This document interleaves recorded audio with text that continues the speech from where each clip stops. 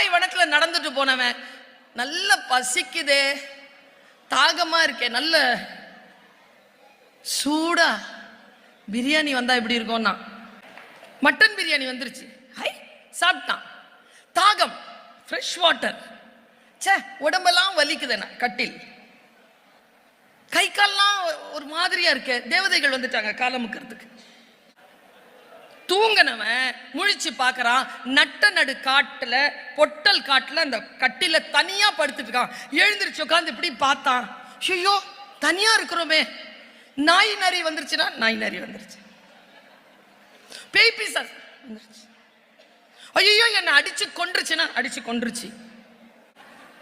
என் அம்மா அவன் அப்படி பார்த்துட்டு இருந்தேன். எங்க அம்மா என்ன தெரியுமா சொன்னாங்க, அவன் இருந்தது கற்பகத்தருவுக்கு கீழ், என்ன நினைத்தாலும் அது தரும்.